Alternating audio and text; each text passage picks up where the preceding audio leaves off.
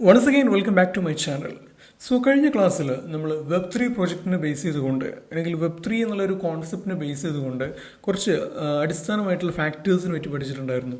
Block chain technology, അതുപോലെ തന്നെ നമ്മുടെ ക്രിപ്റ്റോ കറൻസി, സ്മാർട്ട് കോൺട്രാക്റ്റ്, ഇങ്ങനെയുള്ള കുറച്ച് കാര്യങ്ങൾ. സോ അതുപോലെ തന്നെ ഇമ്പോർട്ടൻ്റ് ആയിട്ടുള്ള മറ്റൊരു ഫാക്ടറാണ് NFT, അതായത് നോൺ ഫഞ്ചിബിൾ ടോക്കൺസ്.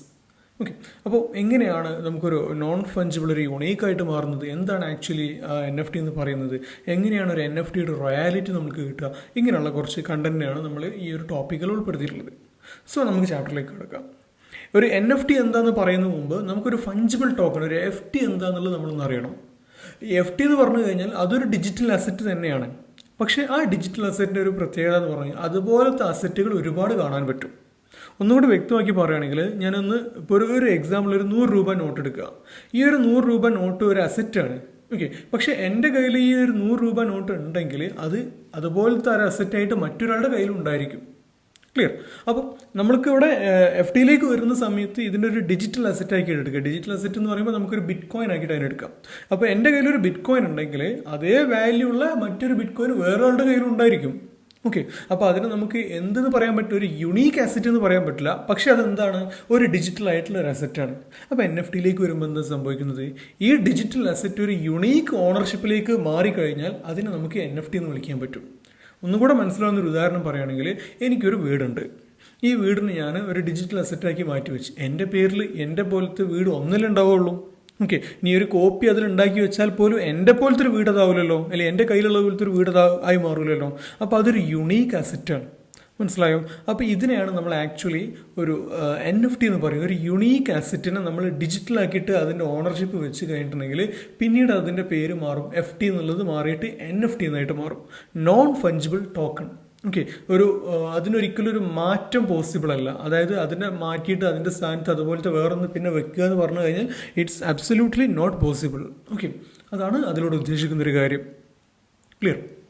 സോ അപ്പോൾ നിങ്ങൾക്ക് തോന്നലുണ്ടാവും, എന്തായിരിക്കും ഈ NFTകൾ, അല്ലെങ്കിൽ എന്തെല്ലാം അസറ്റുകളെയാണ് നമുക്ക് NFTകളാക്കി മാറ്റി വെക്കാൻ പറ്റുക. നമുക്ക് എന്തിനേയും ഒരു NFT ആക്കി മാറ്റുക.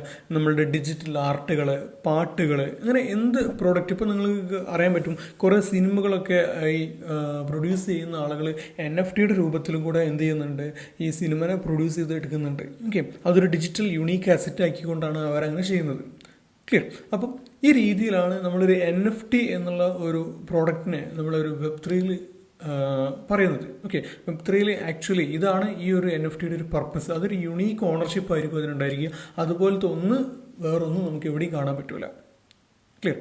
അപ്പം നമുക്കൊരു കമ്പാരിസൺ പോലെ നോക്കിക്കഴിഞ്ഞാൽ fungible token and non fungible token. Fungible token നമ്മുടെ കയ്യിലുള്ള കറൻസി, അതൊരു അസറ്റാണ്. പക്ഷേ അസറ്റ് ഒരുപാട് പേരുടെ കയ്യിലുണ്ടാവും. നേരെ മറിച്ച് നമ്മളൊരു യുണീക്ക് അസറ്റായിട്ട് NFTനെ എടുത്തു കഴിഞ്ഞാൽ, ഒരു വീടാണ് ഉദാഹരണമെങ്കിൽ, ആ വീടിനെ പോലത്തെ മറ്റൊരു വീട് പോസിബിൾ അല്ല. ഓക്കെ, ആ വീട് നിൽക്കുന്ന പൊസിഷനിൽ അതേ സ്ഥലത്ത് പിന്നീട് വേറൊരു വീട് നടക്കില്ല, എന്തായാലും ഒന്നേ ഉണ്ടായിരിക്കുള്ളൂ. അതിന് നമ്മൾ ഡിജിറ്റലി കൺവേർട്ട് ചെയ്ത് കഴിഞ്ഞാൽ വരുന്ന ആ ഒരു കോൺസെപ്റ്റാണ് ഇതിൽ ഉദ്ദേശിക്കുന്നത്. അപ്പോൾ ഈ NFTകളൊക്കെ നമ്മുടെ കയ്യിലുണ്ടെങ്കിൽ നമുക്ക് ഈ NFTകളെ വിൽക്കാനോ വാങ്ങാനോ ഒക്കെ ഒഫീഷ്യലി നമുക്ക് ഇതിനൊരു സൈറ്റ് ഉണ്ട്. ഓക്കെ, OpenSea മാർക്കറ്റ് പ്ലേസ് ആണ് അതിന് വിളിക്കുക. ഓക്കെ, നിങ്ങൾക്ക് OpenSea.io എന്ന് അടിച്ചു കഴിഞ്ഞാൽ അതിലേക്ക് നിങ്ങൾ എൻ്റർ ആവും. അതിൽ ഒരുപാട് NFTകൾ സെല്ലിന് വെച്ചിട്ടുണ്ടാവും. ഓക്കെ, പ്രധാനമായിട്ടും ഈ NFTകളൊക്കെ സെല്ല് ചെയ്യുന്നത് ഇതേറിയം യൂസ് ചെയ്തിട്ടാണ് അവിടെ സെല്ലിങ് ആൻഡ് ബൈയിങ്സ് കാര്യങ്ങളൊക്കെ നടത്താറുള്ളത്. അതെല്ലാം ഒരു സ്മാർട്ട് കോൺട്രാക്റ്റ് മെത്തേഡ് ത്രൂ ആയിരിക്കും അവിടുത്തെ ഈ ഒരു NFT നമ്മുടെ പ്രൊഡക്റ്റ് അതിൻ്റെ ഓണർഷിപ്പായിട്ട് മാറാം. ഓക്കെ, ഞാനൊരു എക്സാമ്പിളിനൊരു ജസ്റ്റ് ഒരു NFT ഒന്ന് സെലക്ട് ചെയ്തിട്ടുണ്ട്.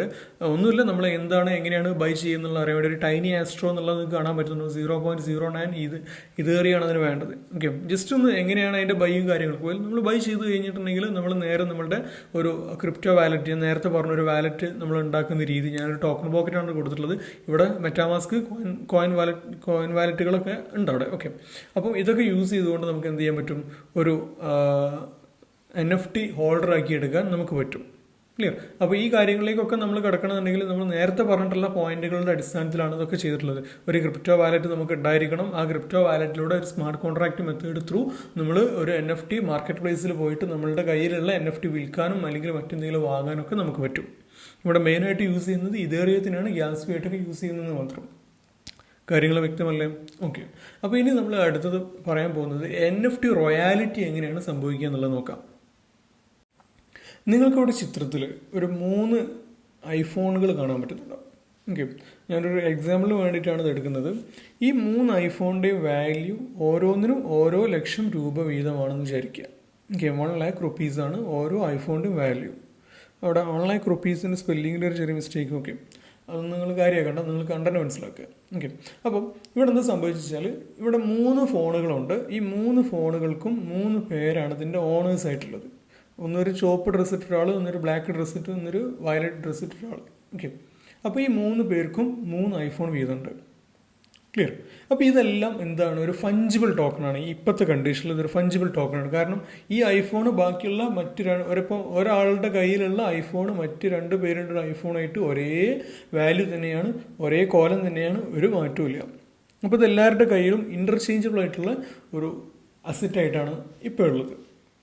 അപ്പം ആദ്യം നമുക്ക് എന്ത് ചെയ്യണം, ഈ ഒരു ഫഞ്ചിബിൾ ടോക്കൺ ആയിട്ടുള്ള ഈ ഐഫോണിനെ നമുക്ക് ഒരു NFT ആക്കി മാറ്റണം. ഇതിനൊരു NFT ആക്കി മാറ്റണം എന്നുണ്ടെങ്കിൽ ഇതിലെന്തോ ഒരു മാറ്റം സംഭവിക്കേണ്ടതായിട്ടുണ്ട്, അല്ലെങ്കിൽ ഇതൊരു യുണീക്ക് പ്രോഡക്റ്റായിട്ട് മാറേണ്ടതുണ്ട്. അപ്പോൾ അതിനൊരു യുണീക്ക് പ്രോഡക്റ്റായിട്ട് മാറ്റേണ്ടതുണ്ടെങ്കിൽ നമുക്കിതിൽ ഒരു എക്സാമ്പിളിന് വേണ്ടിയിട്ട് ഞാനിവിടെ ഒരു കാര്യം ചെയ്യാൻ പോവുകയാണ്. അതിൽ നമ്മുടെ മിഡിലിൽ നിൽക്കുന്ന വ്യക്തി, ഓക്കെ, ആ മിഡിലിൽ നിൽക്കുന്ന വ്യക്തിയുടെ ഫോണിൽ പോയിട്ട്, ഫോണിൻ്റെ പിന്നാമ്പുറത്ത് പോയിട്ട് നമ്മുടെ ക്രിസ്ത്യാനോ റൊണാൾഡോ ഒരു ഒപ്പിടുകയാണെന്ന് വിചാരിക്കാം.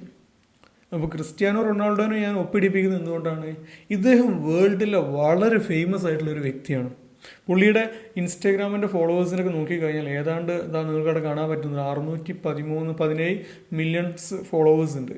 ഓക്കെ, ഇതിൽ കൂടുതൽ ഇപ്പോൾ വന്നിട്ടുണ്ട്. ഞാൻ കുറച്ച് മുമ്പ് എടുത്തൊരു സ്ക്രീൻഷോട്ടാണത്. പോട്ടെ, ഇപ്പം നമ്മൾ വളരെ റീസെൻ്റ് ആയിട്ട് നോക്കുകയാണെങ്കിൽ പുള്ളി ഒരു യൂട്യൂബ് ചാനൽ തുടങ്ങി. ആ യൂട്യൂബ് ചാനലിൻ്റെ ഒരു അവസ്ഥ എന്താണ്, തുടങ്ങിയ മണിക്കൂറുകൾ കൊണ്ട് തന്നെയാണ് മില്യൺസൊക്കെ അടിച്ച് കയറിയത്. Okay, followers.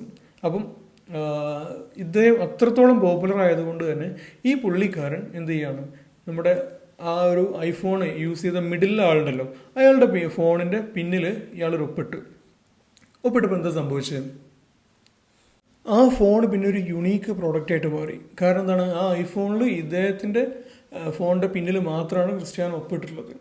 അപ്പോൾ 1 ലക്ഷം ഉണ്ടായിരുന്ന ഫോണിൻ്റെ വാല്യൂ ക്രിസ്ത്യാനോ എന്ന വ്യക്തി, അത്രയും പോപ്പുലർ ആയിട്ടുള്ള ഫേമസ് ആയിട്ടുള്ള ഒരു വ്യക്തി ഒപ്പിട്ട കാരണം കൊണ്ട് നമ്മൾ അതിൻ്റെ വാല്യൂ ഒരു 10 ലക്ഷം രൂപയിലേക്ക് വന്നെന്ന് വിചാരിക്കുക. സംശയമൊന്നുമില്ല കാര്യത്തിൽ. ഓക്കെ, എന്താണ് കാരണം, ഇദ്ദേഹം വളരെ സെലിബ്രിറ്റിയാണ്, സെലിബ്രിറ്റി സ്റ്റാറ്റസ് വളരെ ഹൈ ആയിട്ടുള്ള ഒരു വ്യക്തിയാണ്. അപ്പോൾ ഈ പുള്ളിക്കാരൻ ആ ഫോണിൻ്റെ പിന്നാമ്പുറത്തൊരു ഒപ്പ് ഇട്ട് കൊടുത്തപ്പം പിന്നെ ആ ഫോണിൻ്റെ വാല്യൂ മാറി. കാരണം എന്താണ്, ആ ഒപ്പിട്ടത് ഒറ്റ ഫോണിലെ അയാൾ ഒപ്പിട്ടിട്ടുള്ളൂ എന്ന് വിചാരിക്കാം. അപ്പോൾ അദ്ദേഹം അത്രയും വാല്യുബിൾ ആയിട്ടൊരു വ്യക്തി ആയതുകൊണ്ട് സ്വാഭാവികമായിട്ടും 1 ലക്ഷമുള്ള ഫോണിൻ്റെ വാല്യൂ ഒരു 10 ലക്ഷത്തിലേക്ക് എത്തിയെന്ന് വിചാരിക്കാം. അപ്പം ഈ ഒരു ഫോണ് ഒരു NFT ആയ കാരണം കൊണ്ട്, അല്ലെങ്കിൽ ഒരു യുണീക്ക് സംഭവം ആയതുകൊണ്ട്, യുണീക്കായിട്ടുള്ളൊരു അസറ്റ് ആയതുകൊണ്ട് അതിൻ്റെ വാല്യൂ അടിച്ചു കയറി വന്നു. ഓക്കെ, ക്ലിയർ അല്ലേ? അപ്പോൾ 1 ലക്ഷത്തിൽ നിന്ന് 10 ലക്ഷത്തിലേക്ക് ഇതിൻ്റെ വാല്യൂ മാറി. FT ആയിട്ടുണ്ടായിരുന്ന സംഭവം ഒരു NFT ആയിട്ട് മാറി. അപ്പോൾ നിങ്ങൾ നോക്ക്, ഈ 3 പേരിൽ നടുവത്തെ വ്യക്തിയുടെ കയ്യിലുള്ള ആ ഒരു ഫോണിൻ്റെ വാല്യൂ 10 lakhs ആയിട്ട് മാറി. ബാക്കിയുള്ളതൊക്കെ അതേപോലെ തന്നെ FT ആയിട്ട് തന്നെ തുടർന്നുകൊണ്ടിരിക്കുകയാണ്. അതൊരു NFT ആയിട്ട് മാറി. ക്ലിയർ അല്ലേ? അപ്പം ഇനി എന്ത് സംഭവിക്കാൻ പോകുന്നത്, അടുത്ത് ഇനി ഒരു NFT റോയാലിറ്റി മൂവ്മെൻ്റ് ആണ് നമ്മൾ കണക്കാക്കാൻ പോകുന്നത്. ഇപ്പോൾ എങ്ങനെ നമ്മൾ ഈ ഒരു ഫോണിനെ NFT ആക്കി എന്നുള്ള കാര്യം നിങ്ങൾക്ക് വ്യക്തമായിട്ടുണ്ടാവും. ഇനി ഈ ഒരു NFT ആയിട്ടുള്ള ഫോണിന് അതിനൊരു NFT റോയാലിറ്റി സംഭവിക്കുന്നത് എങ്ങനെയാണെന്ന് വെച്ച് കഴിഞ്ഞാൽ, നമ്മുടെ ക്രിസ്ത്യാനോ റൊണാൾഡോയുടെ വാല്യൂ എങ്ങനെ കൊണ്ടേയിരിക്കുകയാണ്. ഇദ്ദേഹം വീണ്ടും വീണ്ടും ഇങ്ങനെ ഒരു വാല്യുബിൾ ആയിട്ടുള്ള വ്യക്തിയെ ഇങ്ങനെ കൊണ്ടേയിരിക്കുകയാണ്. അപ്പോൾ എന്തായിരിക്കും അവിടെ സംഭവിച്ചിട്ടുണ്ടാവുക, ഇദ്ദേഹം ഒപ്പിട്ട്, അല്ലെങ്കിൽ ഇദ്ദേഹം ഒരു ഫോണിൻ്റെ പിന്നിൽ ഒപ്പിട്ടല്ലോ, ആ ഒപ്പിൻ്റെ വാല്യൂ ഇതോടൊപ്പം വളരൂലേ? അതൊരു കോമൺ സെൻസ് അല്ലേ? കാരണം ഇദ്ദേഹത്തിൻ്റെ മൂല്യം ഇങ്ങനെ കൂടുകയാണെങ്കിൽ വീണ്ടും ഇദ്ദേഹത്തിൻ്റെ ഒപ്പിൻ്റെ വാല്യൂവും കൂടെ അതേപോലെ കയറിക്കൊണ്ടേയിരിക്കും. ക്ലിയർ? അപ്പം നിങ്ങൾ ആലോചിച്ച് നോക്കുക, 10 ലക്ഷം ഉണ്ടായിരുന്ന ഫോൺ ഇദ്ദേഹത്തിൻ്റെ വാല്യൂ കയറിയ കാരണം കൊണ്ട്, അതായത് റൊണാൾഡോയുടെ വാല്യൂ കയറിയ കാരണം കൊണ്ട് റൊണാൾഡോ ഇട്ട ഒപ്പിൻ്റെ വാല്യൂ ഉൾപ്പെട്ടിട്ടുള്ള ആ ഫോണിൻ്റെ വാല്യൂ കയറി വന്നു. അങ്ങനെ അതൊരു 10 ലക്ഷത്തിൽ നിന്ന് ഒരു 15 ലക്ഷമായി എന്ന് വിചാരിക്കുക. അപ്പോൾ ഇവിടെ ഒരു റോയാലിറ്റി മൂവ് സംഭവിക്കുന്നത് ആ 10 ലക്ഷത്തിൽ നിന്ന് റൊണാൾഡോൻ്റെ വാല്യൂ കയറിയ കാരണം കൊണ്ട് 15 ലക്ഷം ആയപ്പോൾ ആ ഒരു 5 ലക്ഷം അഡീഷണൽ ആയിട്ട് അവിടെ വാല്യൂ ഇൻക്രീസ് ആയി.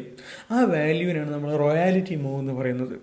ഓക്കെ, അപ്പം ഇത് ഹോൾഡ് ചെയ്തിട്ടുള്ള ഈ വ്യക്തിയെ സംബന്ധിച്ച് 5 ലക്ഷം ലാഭമാണ് കിട്ടിയത്. കാരണം എന്താണ്, ഇതിൻ്റെ റോയാലിറ്റി മൂവ് കാരണം. ക്ലിയർ. ഒരു ഗ്രാഫ് നമ്മൾ നോക്കിക്കഴിഞ്ഞാൽ രണ്ട് സൈഡിലേക്ക് നമ്മളൊരു ഗ്രാഫിക്കൽ റെപ്രസെൻറ്റേഷൻ കൊടുത്തു. ഒന്നിലേക്ക് നമ്മുടെ ആ ഒരു NFT വാല്യൂ കയറുകയാണ്, മറ്റേ സൈഡിലേക്ക് നമ്മുടെ റൊണാൾഡോയുടെ വാല്യൂ കയറുകയാണ്. അപ്പോൾ അതിൻ്റെ ഗ്രാഫ് അങ്ങനെ കയറി പോകുന്നൊരു രീതി.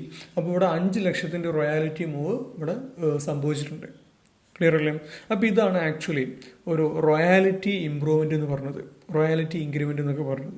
അപ്പോൾ ഒരു വാല്യൂ അല്ലെങ്കിൽ ആ ഒരു NFT അസറ്റ് വളരെ യുണീക്കായിരിക്കും.